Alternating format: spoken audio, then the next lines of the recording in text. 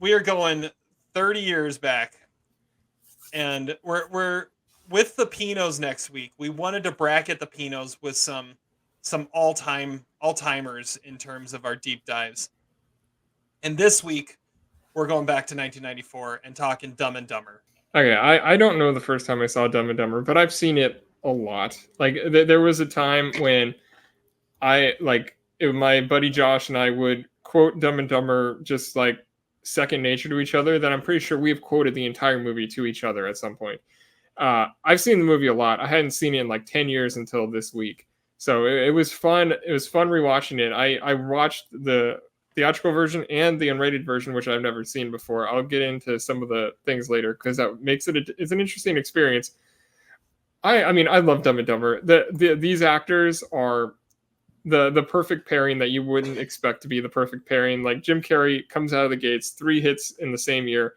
Jeff Daniels is like the theater actor, the really like great like critic actor, and he comes in and he just makes this character Harry Dunne, who is probably like the highlight of the movie. I don't know. I mean, it's the Farrelly Brothers have a way with their comedy with dumb characters with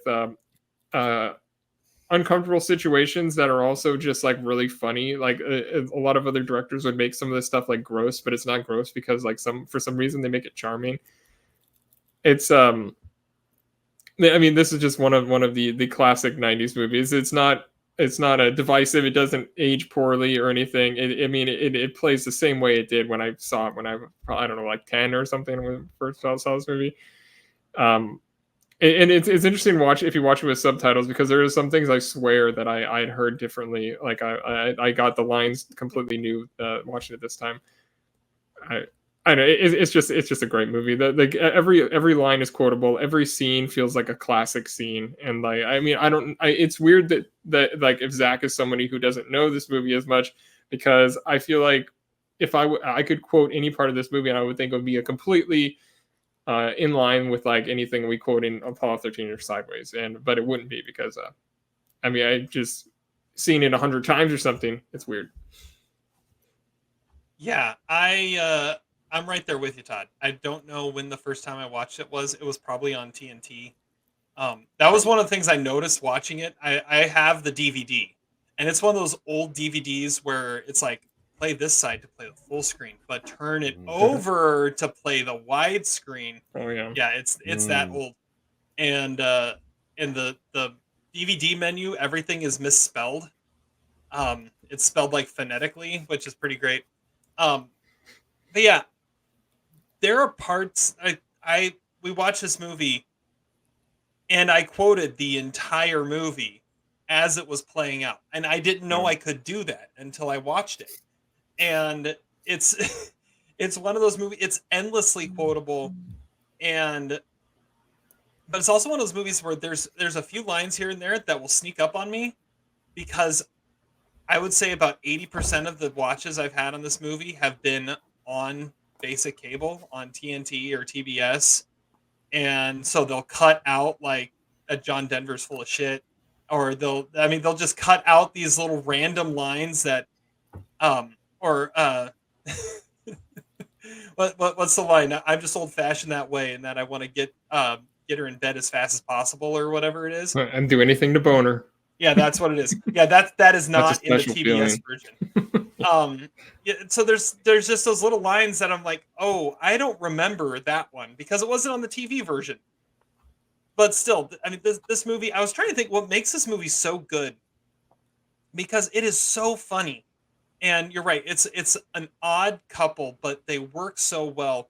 And I think one of the things that works about this movie is, for the most part, they like establish these characters that are completely insane, but they play the movie straight for those characters. Like, nothing is a gag. This is just who they are, and they're just living out their insane lives. And you're just a fly on the wall. So you have this situational humor with these insane characters just reacting to how they would react. And then add to it these amazing one-liners that are thrown in here too. I was reading on the IMDb trivia page that apparently this the concept for this movie was originally a John Hughes idea, and he handed it to the Farrelly Brothers and said, "Take this idea and write the script for it." And then, because of some contract issues and everything, John Hughes asked that he not be credited for it when they finally made it.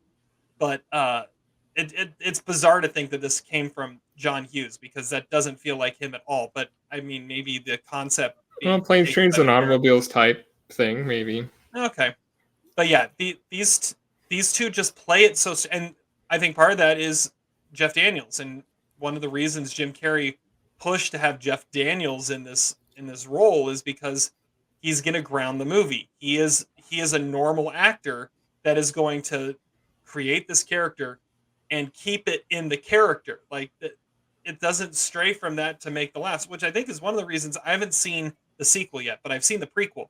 And one of the reasons the prequel doesn't work is because they're playing it for laughs. And this isn't playing for laughs. It's just being them. And it's hilarious. So I don't this movie, it's so funny. It is so funny. And it's one of those where the script is just classic. You can't, every 10 seconds there's a quotable line. It's great. Now, Zach, you don't know this movie quite as well, obviously. So what are your thoughts on Dumb and Dumber? I have a lot of thoughts about this movie. I don't have a brother, so I don't know what it's like to stay up all night watching dumb movies, except for the sleepovers I had when I was 9 years old, which this was the number one movie that was the most popular movie to watch. It was either this or Ace Ventura or The Mask. I mean, my pals and I, when we weren't uncovering dead bodies, loved to watch this movie on repeat.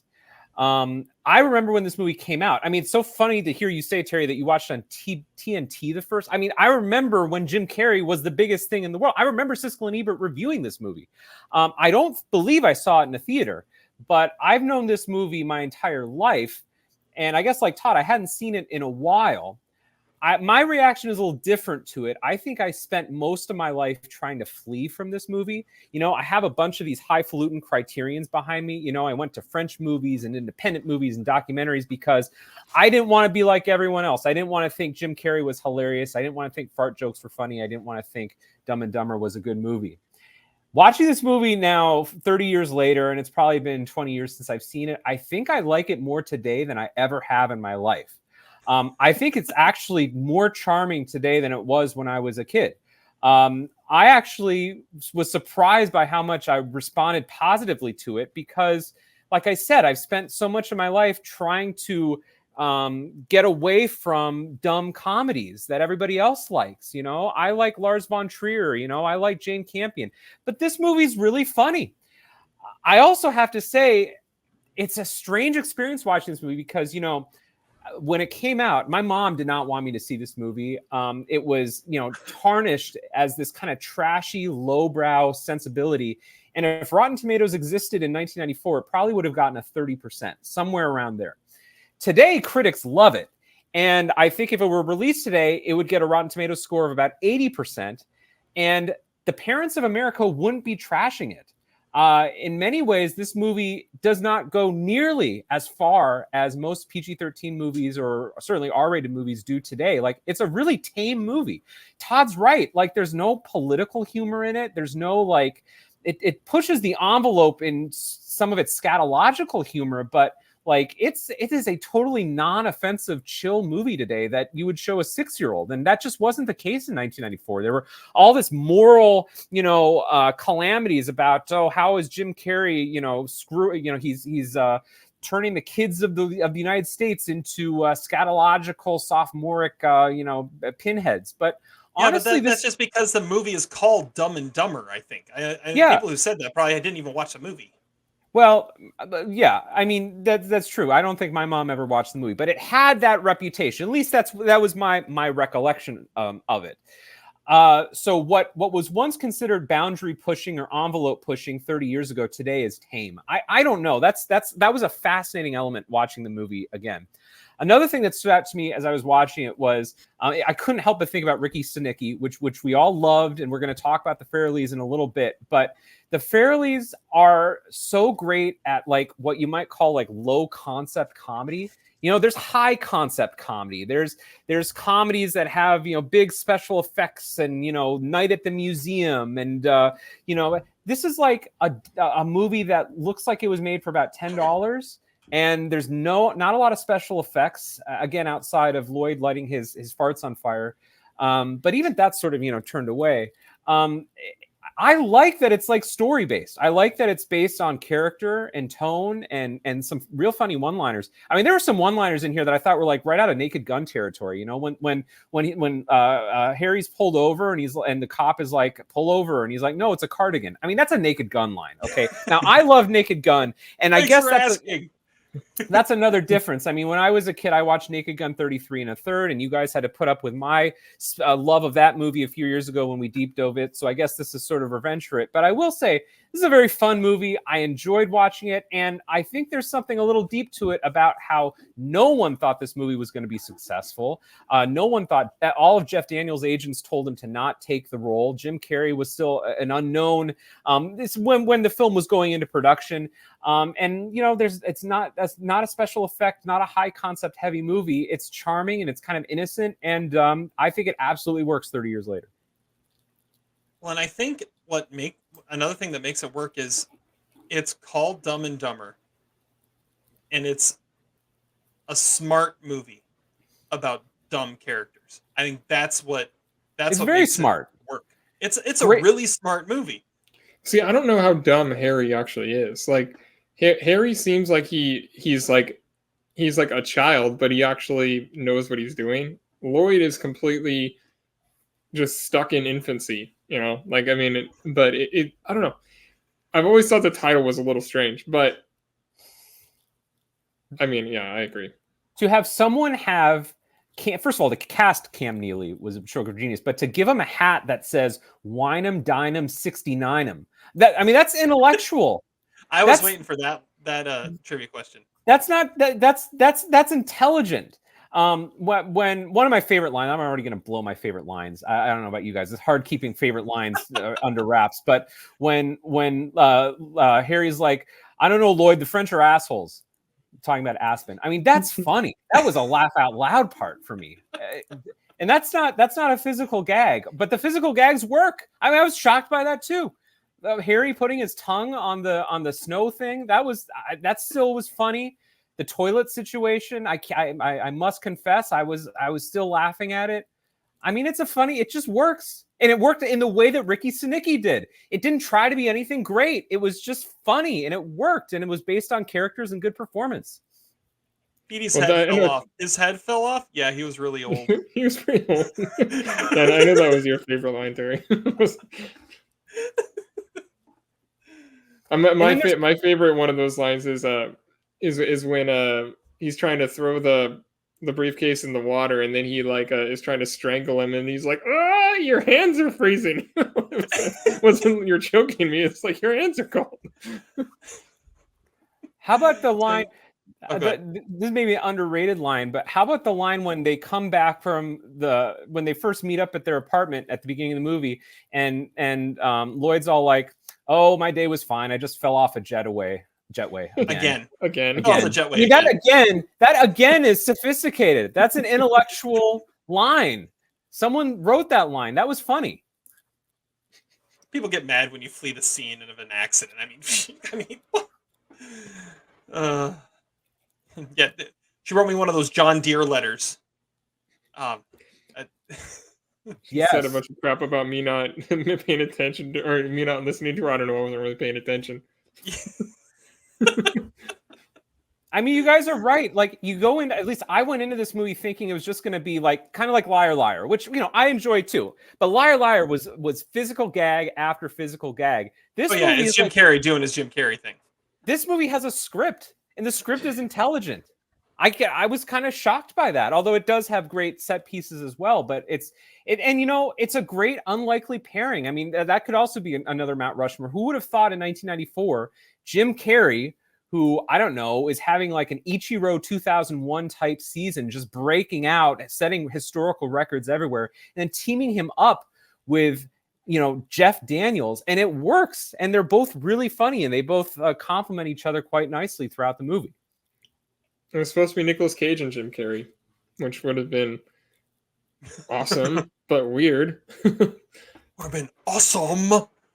Well, really, it should have been John C. Reilly. It's the most, Todd, come on, agree with this point. It's the most JCR, non-JCR role of all time, right? It has to be. Yeah, he's played this type of role a million times. That would have been brilliant. And he could have done it. I mean, he was coming off of What's Eating Gilbert Grape and a couple. It was still a little bit before Sydney Hard 8, but yeah, that would have been fun. But the brilliance of it is getting Jeff Daniels though. Like that's the brilliance of this, is casting him and Jeff Daniels going for it and saying, this is perfect. This is what I need to do. Like that, and just grounding it and giving it that heart you don't expect. How many Jeff Daniels deep dives have we done? Well, I know we did Terms of Endearment and Speed. Terms of Endearment and Speed. That's probably it. Which that's why you got to ask us questions. Which 1994 Harry is the better Jeff Daniels performance?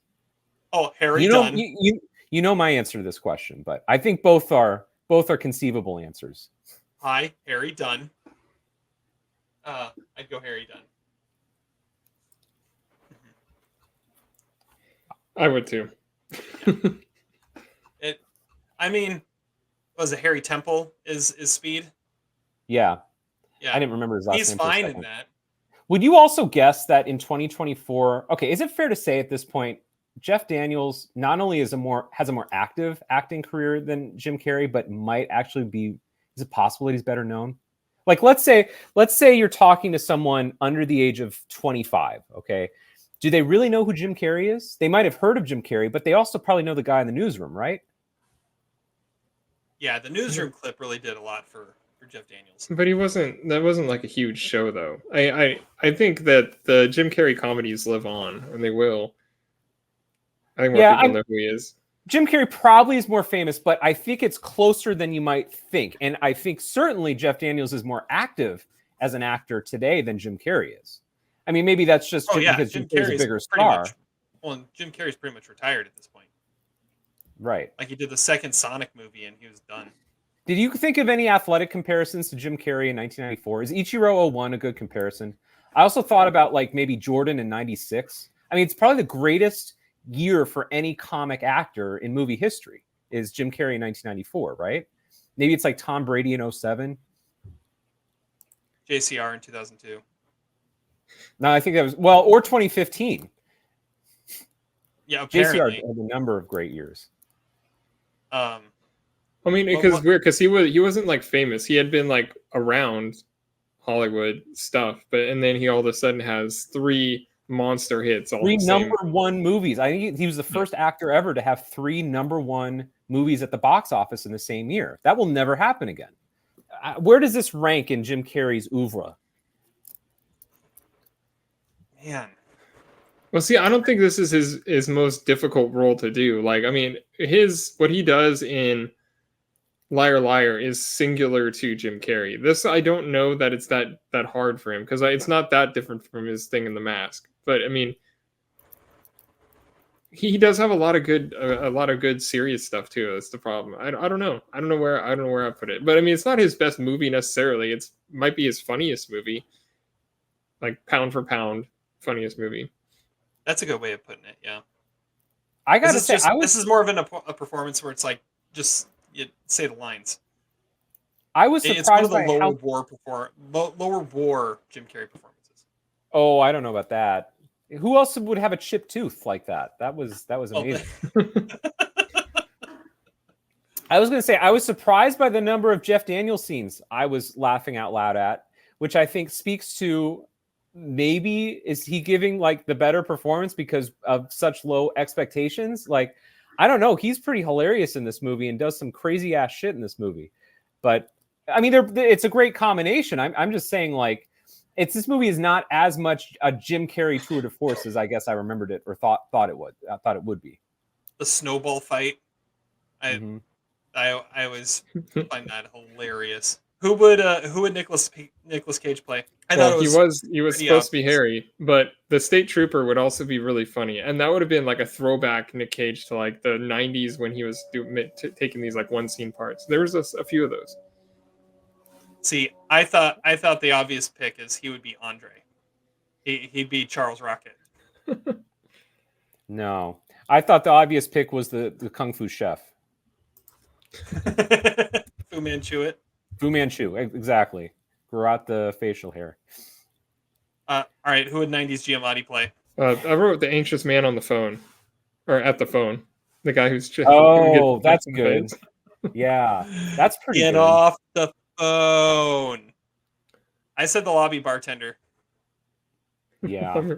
Bartender. And that place actually had a name. It was, I wrote down, Avalanche Bar and Grill. So Right it's there in the not lobby. called the lobby bar, but it's in the lobby. Bar. I when we were in Vegas, I took a picture of a bar in one of the lobbies called Lobby Bar, and I took the picture and sent it to you guys, saying there, Yeah. Lobby Bar, right in the lobby bar. Those are too good. There was no one who was an FBI. They didn't have any cinematographers on the FBI unit in this movie, amateur cinematographers. So no role for Giamatti here. It could have been one of the assistants of the first FBI guy we see. What was that guy's name? The Detective Dale, like one of his assistants. The guy's like, he's driving. I can see Giamatti like he's driving a '84 sheepdog. You know, I guess that maybe. Oh yeah, I can see that. I'll tell you who Paul Giamatti could not have been, which is Seabass. But that would have been fun. Yeah. I mean, there's almost every role he couldn't have played in this movie. Yeah, he doesn't really fit in that well, particularly. I think maybe there's a little bit of like Miles as one of the party guests in the dream sequence, but that's probably about it. See, he's the bartender. Like I can see him. Maybe she has dinner here. Maybe he's the guy peeing on the wall outside the apartment. There you go. Who would Beth Grant play? I said she'd be the dog lady. Yeah, Miss Noogie Burger. Noogie Burger. Yeah. Born. I have to say, Noogie Burger. I had no recollection that Terry Garr was in this movie, and even when I saw the credit, I couldn't think of who she would have been in the movie. Did you guys remember her in the movie? That was shocking to me. Oh, yeah, I mean I've seen it a million times, so but I knew who she was. Spoiler alert: she's my Matt Damon. What movie are you in? Because like, why are you? Yeah, playing why is that she part? in this movie? Well, what was she doing between the '82 and '94 that she had to take a bit part in a comedy? I don't remember her doing a lot of work in the '90s. I mean, she was probably just trying to do whatever she could. You know, she's like Chris Paul now. You know, dude, get on whatever championship chasing team she can get on to try to win some bullshit fraudulent ring or something. But I don't remember a lot of Terry Garr in the '90s. Highest war performance goes to who, Zach? I'm going to say Jeff Daniels. He's the one that stole my heart in this movie, and it comes with the baggage of knowing him as Flap from Terms of Endearment, and a barrage of other serious acclaimed roles that he did. He was later Anna Paquin's dad in Fly Away Home. And Jeff Daniels is such a wholesome actor. He's got that very pleasant Michigander sort of look and mentality to him. You know, he's a douchebag of Terms of Endearment. Yeah, but you know, his name is Flap. His name is Flap. The only other similar name to that is Flip Saunders, the former coach of the Pistons. So I always thought that Jeff Daniels could have played in the movie, by the way. But I think Jeff Daniels is brilliant in this movie. He is hilarious. He holds his own against the cosmic force of nature that is Jim Carrey. I think it's kind of I can't believe I'm saying this. I think it's kind of believable that Mary would actually kind of fall in love with him. I think he's charming, and I think he says things that she thinks are funny, but she thinks he's just being funny because he's sophisticated, but he's not. He's an idiot. I mean, throughout the whole movie, they are constantly believed to be intelligent beyond their means. And I just think it's funny when he says, I don't know, Lloyd, that the French are assholes. No one could deliver a line like that. So I love Jeff Daniels in this movie. Good call, Todd. Yeah, I mean that's the correct answer, but um, I'll say Mike Starr as mental, just because that actor is that character to me. I mean, I would never be able to see that actor without thinking of Dumb and Dumber, and that's because he totally fits that muscle that's also kind of like a half idiot. I don't. I think it's hard to replace. How do they know I have gas? Gas man. Okay, Yeah, but that's a when they appear on screen, my first note at the airport was, "This is very Debbie Mazar, Chris Penn." So I can't say that they have a high war because Debbie Mazar and Chris Penn were these characters in a movie that was 1 year prior. All right, so I'll go Jim Carrey. I've got a couple things written down, but I think we need to talk Jim Carrey when we're talking about war because he's what made this movie happen, and he is a force of nature, a singular force of nature that you can't really argue with. At the same time, he's brilliant in this. I mean, it's you think of he had Ace Ventura in The Mask. Then he had this the same year. This is like the least when it comes to the physical comedy part, but it just shows his true comedy chops and how he's just that funny. If I was going to go with someone other than Jim Carrey, I had Cam Neely written down because in 1994, you want someone scary. Like we were watching it, and I turned to my wife and I said, "If you want someone to scare you, you hire a hockey player," and that's what they did. And current president of the Boston Bruins, Cam Neely, was Seabass, and I mean you can't and the New Englanders, the Farrelly Brothers, of course they were going to go with a Boston Bruin legend. So yeah, Cam Neely also should be on that list. I think Jim Carrey had a sort of wholesomeness that I was surprised by. I don't know if Pete Davidson could convey quite like Jim Carrey does in this movie. I love his haircut. I love his style and the clothing. He's charming in this movie. Both of them are very charming. They're kind of sweet, wonderful guys. That's what really makes the movie, is that the movie's kind of wholesome in a weird way. It's so opposite of what I remember it 30 years ago when I was 7 years old.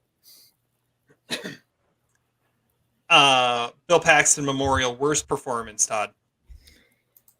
Oh, it's Brady Bloom as Billy and Forsey. Oh, come on. Don't pick on the children. It's just terrible. He's funny. I mean, he's punchable, and it's a terrible performance. There It are was no bad Roger Ebert's favorite part. He said that he laughed so loud that he could not control himself, and it was the hardest he's laughed at a movie in 5 years. And he gave it 2 stars. I find it curious that he finds that that's the funniest scene in the movie. We'll talk about funniest scenes later, but to me, that's not the funniest scene. But for some reason, it really tickled him for some reason. But Pretty bird. I think that's a terrible pick, Todd. That kid's a wonderful kid, and I did write down that I said in my notes, Haley Joel Osment, great actor in this movie. That kid actually does reprise his role in the sequel. Oh wow, that's funny. Okay, my worst performance. I have a tie between two different sets of birds. First, the animatronic owls that they have are so unbelievable as real life snow owls. And even the look of horror on the owl's face as it sees the cork coming, like, come on, really? And then the other one is the doves in the dream sequence, because they were real doves. One of them almost knocked over her hat, and the other one couldn't take off until she moved. Like it just looked like she had wings flapping behind her butt. And they were like, I mean, we can't get the birds back. I think that's the best take we're gonna go with. So let's just do it. It didn't work. But it stayed in the movie. It stayed in the movie. So the doves and the owls, that's the worst performance. That's a great call. I like it. Zach? I went with a tie also between Charles Rocket and Terry Garr. I don't know what those are fairly big names. And I didn't remember that either of them were in the movie. They don't seem to do a whole lot in the movie. They're not the parts that you remember at all in the movie. Gosh, I don't know, man. I mean, it's cool that they were in the movie, but I would have never guessed that either of them were in the movie. Charles Rocket. I mean, Charles Rocket was going to be a big star on SNL. Like, he was big in the 80s. You know, he had a moment there, and he was going to be like the next Jim Carrey in some ways. So I don't know. I guess it's I guess not a great role, but I don't know. The Doves is a better pick though. See, that's why I thought Nick Cage is in the Charles Rocket role. I think could have, if you put someone in there that's going to cage it up, like that would be interesting. Match some of the that's what's energy. great. Okay, can I just pause for a second? That's what's also great about this movie. Everyone knows their role. We don't have this shit of everybody doing their own little, like, that's one of the things I hated about Maxine. They respected not Tom Cruise. They respected Jim Carrey and Jeff Daniels to just know their place and shut up and just watch with a shocked reaction. So in a way, maybe I'm being too hard on those characters, but I like that we didn't get the Nicolas Cage over the top. Sometimes too much Nicolas Cage is not a good thing. I'm kind of in that mood this week. I need the Joe Nicolas Cage every once in a while. Dumb and Dumber it's a crime drama that's crashed by a couple of idiots.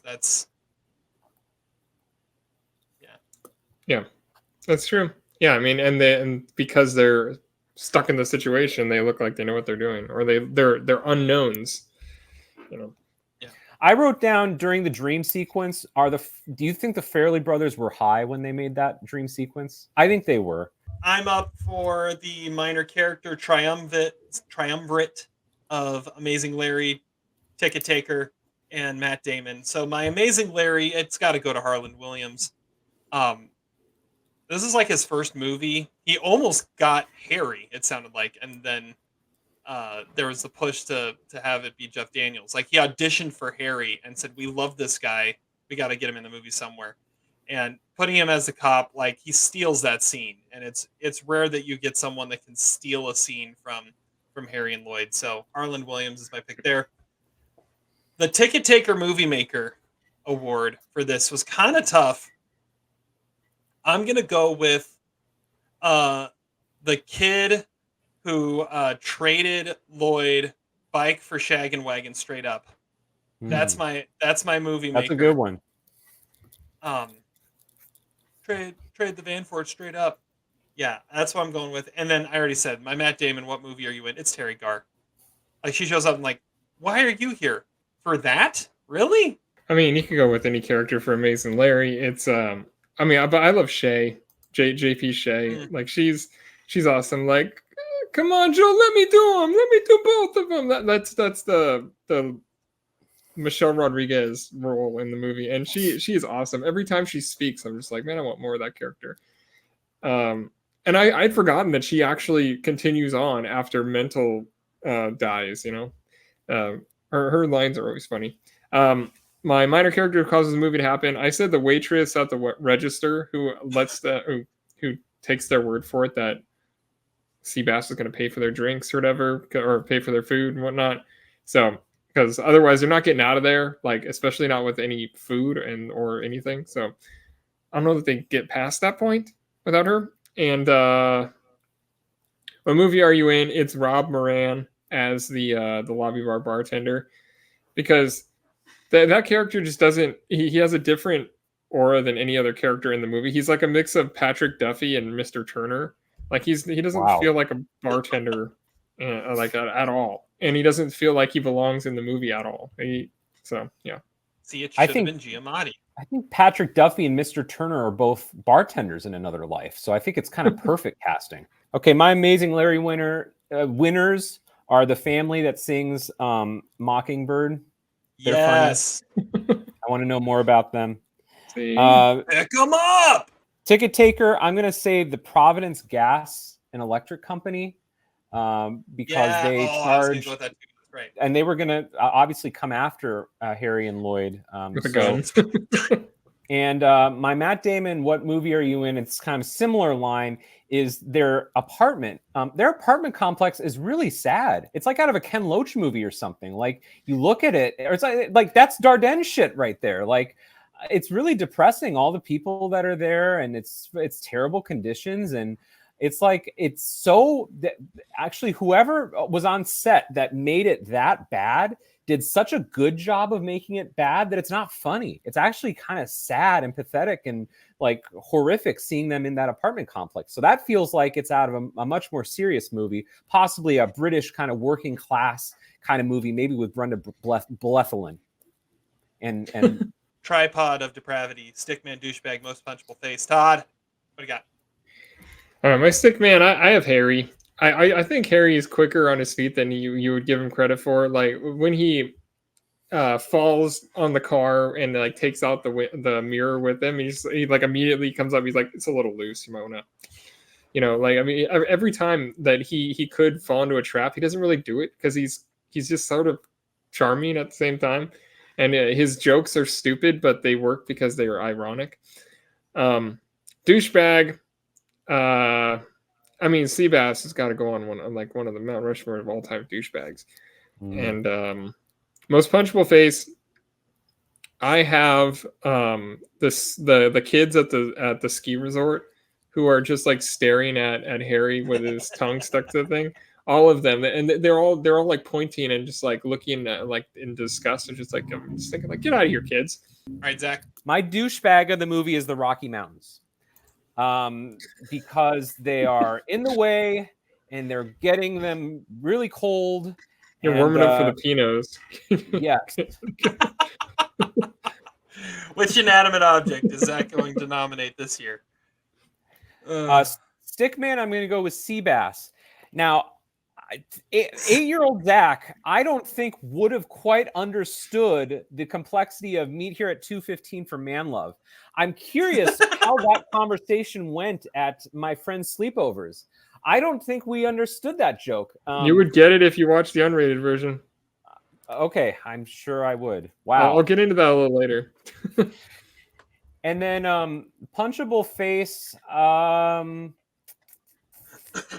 I guess the guy, the Paul Giamatti role, the guy who wants to get on the phone. He's also kind of a bad performance too. I don't know what he was doing in this movie. He is the one that actually gets punched in the face. Yeah, there you go. All right, for Stickman, I also had Harry down, but if I had to go with someone else, I'll go with the boy in the Pacific Bell commercial. Just as something different. Douchebag, I have a tie here between the waitress at the diner and the waiter in the dream scene. Because the waitress at the diner, okay.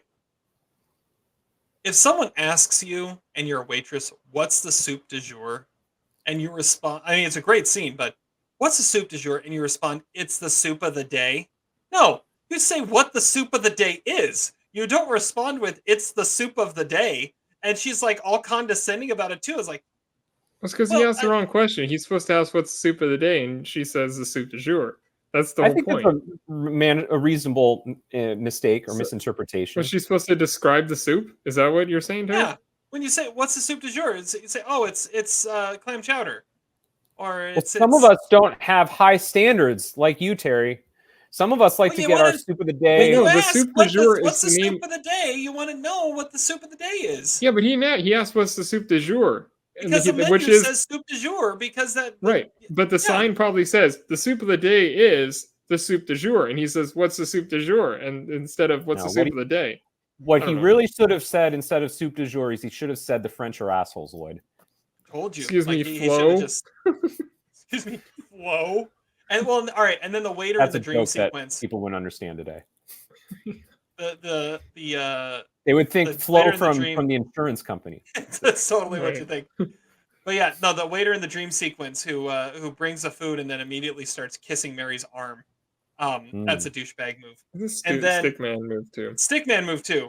My most punchable face is a face you never see. It's the peeing man. Yeah, I liked him too.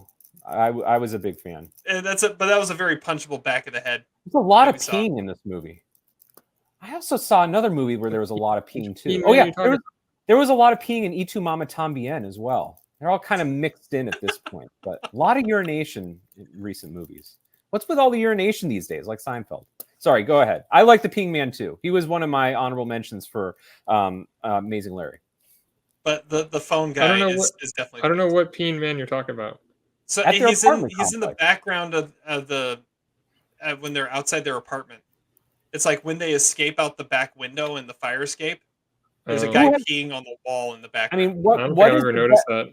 what is the best bladder relief in this movie? Because you have that guy, you've got Lloyd with the beer bottles, and then you've got Harry at the toilet that doesn't flush. Which, by the way, really happened to me at my wedding, as you guys might remember. I mean, that scene brought up some serious trauma. Well, Lloyd's also peeing before he sees Seabass. This is true That's too. true. I would say circular in motion. the van, in the beer bottles. I'm pinching it. Finally, what's the best scene of the movie, Zach? I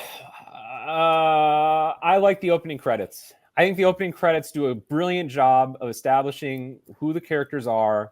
You got that great song that you will never hear in any other context except the opening of this movie. Brilliant intercutting. All the animals in the car and the misspelled lines in the credits. Great opening credits that shows you more than tells you. And it's good filmmaking. It's great stuff. Hard to pick though. A lot of great scenes. Yeah. All right. The one I'm going with, the scene that I always just I laugh the hardest at every time is when Lloyd tells Harry he sold Petey to Billy and 4C. Like that, just that line of, "You sold my dead bird to a blind kid?" I mean, Petey didn't even have a head. Harry, I took care of it. Like that whole sequence, I find so, just like the sheer lunacy of the whole situation there and how it all works itself out. It's so funny. So funny. That's my favorite scene. And then you immediately cut to the bird with the duct tape and, oh man. Oh, you want a cracker? Pretty bird. Todd. Well, I mean, they can't all be from the first 15 minutes, but the best scene is the scene where where Lloyd comes back from getting robbed and he says, the whole like, "I'm tired of being nobody." Yeah. Like that scene is the best scene in the movie. But to avoid talking about the first 15 minutes for all three of the scenes, I'm gonna say the scene where it's like the makeover montage thing. Because one of my favorite minor characters in the movie is the manicurist who's trying to cut his toenails and then busts out like the saw and like the electric, the grind. Yeah, that thing's awesome, and it also is with them finding their suits and just like that's fun stuff that you get. I mean, there's a bunch of montages in this movie, but that one's probably my favorite. Harry giving the masseuse a massage. Yeah, with his head.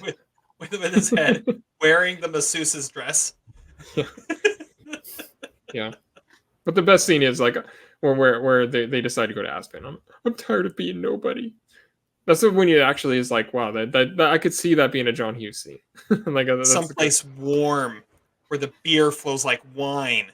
Underrated line we always go through, and I have some underrated lines that I think are the most quotable that I quote from this movie that I didn't even realize. One of them I realized it was from this movie. The other two I'm not so sure if I realized. Pretty much any time we have to drive somewhere that takes like over 2 hours, when we get out of the car, I go, "We're here." Like every time. So that's one. I catch myself saying "cripes" quite often, and now I know why. And then is this the second time we've had a movie that said "suck me sideways"? Wasn't that what Stifler says in American Pie? Probably. Then the other one I quote all the time is "That's a rule. We don't kill people we don't know. That's a rule." Like I'll just say something like super obvious, like I don't even know. That's a rule. Yeah, you do quote that a lot. I do. So yeah, those are my most quotable lines from the movie. That's what I went with. What do you guys have anything? Yeah, I have a few. I had the line, "I get 70 miles to the gallon on this hog." That was funny, but in an underrated way. That's how they're going to save money. They went from 20 miles a gallon to 70 miles a gallon. Now they're going to be able to drive across country. Can we just shout out the insane pillow talk they have of I'd like to eat her liver with some fava beans and a nice Chianti. Like, yeah, so shows sophistication. Whoa, look at the fun bags on that one. Yeah. I wrote down "Move It or Lose It, Sister," because it's like I think it was like a nurse or something, but she was wearing something on her head, so we thought that it was a nun at the airport. It's like "Move It or Lose It, Sister," and like I like you heard him. Those were his last words, and he's like, "Well, no, if you count the gurgling sound." I just thought that was a funny line.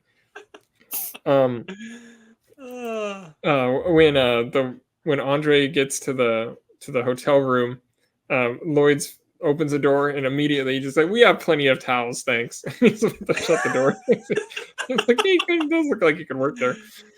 I always loved going back to the mental scene. It's a lot easier if you sit still. Yeah, just lay back. But one of my favorite one, and it was a Shay line, which is he's like, Mental's like, "Man, I think we should trash the place to send him a message." And she just looks around. She's like, "I don't think he's gonna get that message, man." Like, he's got worms in his living room. Flaws, outdated conspiracy theories. Why Providence? Like, why is Mary in Providence? That's what I like. Obviously, they all live in Colorado. It's like, okay, we're gonna set up this elaborate plan. We're gonna kidnap her husband, and then we're gonna send her to Rhode Island to make the drop. Put her up in a great mansion that's gonna look like she lives there. And then, unless they actually live in Rhode Island and they just like, or they go to Aspen to ski, but then why is everybody in Aspen? It doesn't make any sense.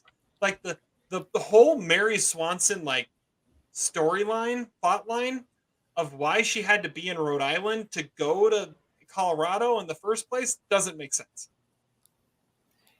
Yeah, that's my whole gripes and conspiracies. They all can be boiled into one thing, which is I don't understand the plot of this movie. It's never made sense to me. I don't understand the kidnapping. I don't understand the bag. I don't understand anything, and I think it's probably better that way. You're as clueless as Harry and Lloyd. Yeah, I think it puts you into the mindset. I'm not kidding. I think it puts you into the mindset of the movie. I don't know if it's supposed to make sense. It doesn't make sense. I don't care though. It's it does what it needs to do. It's there for 5 minutes and then it moves on. Mercifully. Well, in similar way, like I want to know how Seabass was he was just outside Colorado when we first saw him in Pennsylvania. I don't know why was he there?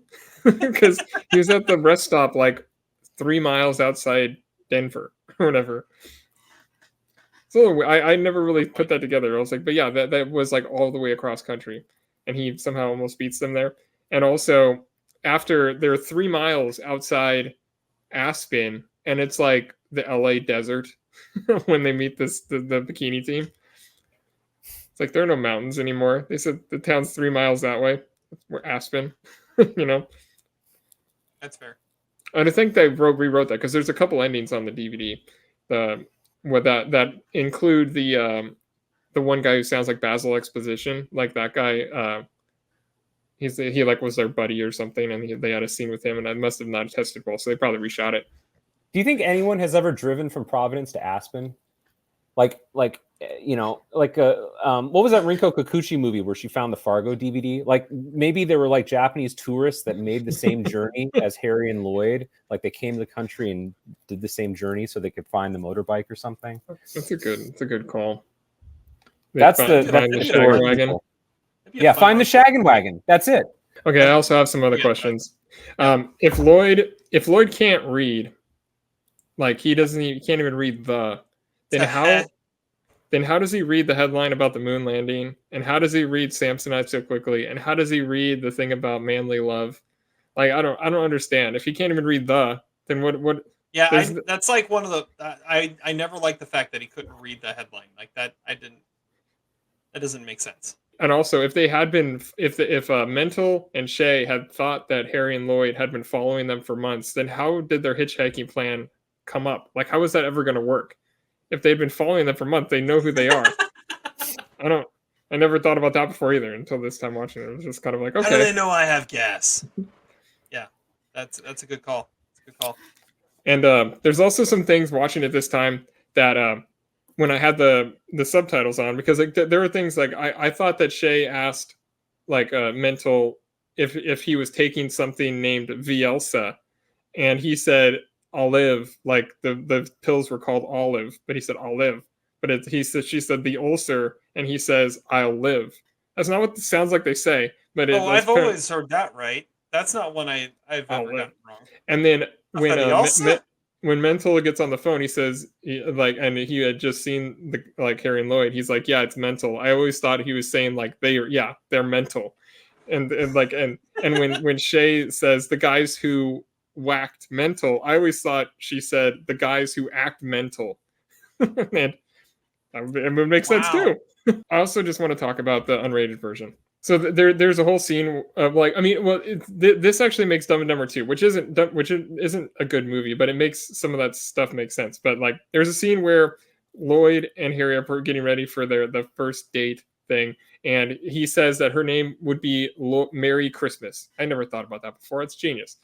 But that scene gets really weird because I mean, Lloyd gets like super defensive about Mary almost immediately, and tells him to put shorts on because his dick was sticking out of the ski suit. It was really strange. And then the sea bass scene in the bathroom. So if you watch the real version, you can see Seabass isn't wearing any pants after he gets knocked by the door. Like he like his pants are down around his ankles. You could see it like for a split second, because in the unrated version, which was the original version, evidently, like he actually takes his pants down. He's wearing leopard spotted underwear, bikini style, sir, and he makes it pretty clear that he's about to rape him. I mean, and it gives the thing a whole new thing. And right after that scene, there's like a bigger like a more scene where like Lloyd's like, I told you what happened, Harry. Just drop it. There's a whole thing before that where he's like dude, why'd you just have like that guy like pantless in the bathroom with you? It was like, it's super strange. There's also extended scenes of him hawking on the burger and about an extended death scene for Petey, which is disturbing. I don't know why they took it out. The awkward hot tub scene with the two of them gives more backstory to Freda Felcher and all that stuff, and like Lloyd's like giving Harry shit about something, and then Harry just decides, I know what I'm gonna do. I'm gonna bring up this old thing and make him feel like shit, and that plays into Dumb and Dumber 2, which Freda Felcher is actually a character in. And also the scene where Harry is taking a shit, and then Mary is like trying to say like, I gotta go. You hear like crashing and stuff in there. That's because Harry he picks the toilet up and dumps it out the window. And that's what all the crashing was. That was a funny part. I was like, why didn't they keep that in? Because instead it's like, what the hell is he doing? And he says he's cleaning his teeth. Like, what the hell is that about? He threw the toilet out the window? No, he's dumping the toilet out. He picked the toilet up and was dumping out the shit so he can like, I mean, that's brilliant. I would recommend watching it sometime somebody who knows the movie a lot to watch it, just be like to put the context in some of these awkward scenes, but it also is not better. Like those scenes are not good, but they make sense, and it makes sense why they took them out. How many minutes of extra scenes were there? Maybe 10. Do you own this movie on Blu-ray?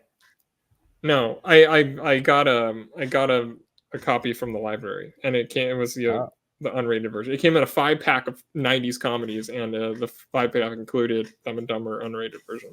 Let's go LVP, MVP, and then we'll wrap this thing up. I'll go first. My LVP is ketchup and mustard, because it gets all over the dogs, and that really isn't. I'm pretty sure it's not helping that much with the hot peppers either.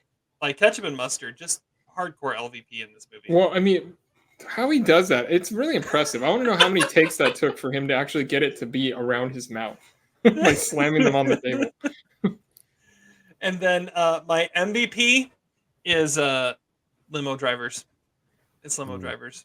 I mean, apparently it's a pass to get onto the jetway and fall off the jetway again. But also, I mean, It's my whole philosophy. If I'm gonna drive you to the airport, you're not gonna forget your luggage. LVP. I mean, I wrote down Adam's impression of the most annoying sound in the world. I think he did that last week. It was really bad. Was that really bad? Was that on air? I don't even remember. I don't remember if we kept it. I think we did. I think it was like the after credits moment. Okay. Yeah. It was pretty bad. It was really bad. He's like, well, I wanted to be quiet about it. I'm like, come on, D, if you're doing the most annoying sound in the world, you can't be quiet about it. You went like, eh. And my MVP is it's Jeff Daniels. I mean, he's the one that makes the movie. Okay, MVP. I'm going to go Clint Eastwood because apparently he was a big fan of Dumb and Dumber and cast Jeff Daniels in Bloodwork on the basis of his performance in Dumb and Dumber. And according to Jeff Daniels, Clint Eastwood went up to him and said, "Hey man, that shit in the bathroom, that scene in the bathroom, that happened to me once." So it's happened. So it's happened to a lot of people apparently. So that's really good. LVP of the movie, I'm gonna say, the Midwest. Not a great Midwest movie. Doesn't do a whole lot for us. I feel like they're in Nebraska more than Kansas. It looks a little bit more northern, but it's not a great picture of the Midwest or Providence for that matter. Another MVP that you could shout out is IOUs and the meticulousness of the IOUs. 275,000. That should have been a trivia question. Yeah, it should have been. How much was the car? Exactly like the first 15 minutes of the movie. It was not in the first 15 minutes. Okay, I do like the first 15 minutes more than anything. I mean, I did. I picked it for my favorite scene. I think that's the part. That's the movie I know the most. Is the first because it reminded you of a Dunne Brothers movie. Another very memorable song too during the opening credits. Well, with that, let's draw this podcast to a close. Thank you guys so much for listening. Remember next week, our 2009 Pinos, the Almost Sideways Awards, going back 15 years. Show me your leadership capabilities. Yes, it's gonna be great. We're gonna have some awesome times next week in a supersized episode as we go through all of that live on YouTube and all the social medias, doing the video thing, and then Pearl will be there. Shout out to Pearl. Will probably be there. Give her favorite 09 film performances. You know Pearl. Pearl, you're going to be there. Maybe Brett will be there. He can earn another half point for being. Okay, we said Brett, if you come on, we'll give you another half point. Oh, not come on, just be in the audience. There we go. Yeah, he's got comments on it at some point. I don't think he's made it this long, unless he's been listening at 1.5 speed. All right. Well, until then, have fun watching movies, and we'll catch you on the flip side. Catch you on a Monday.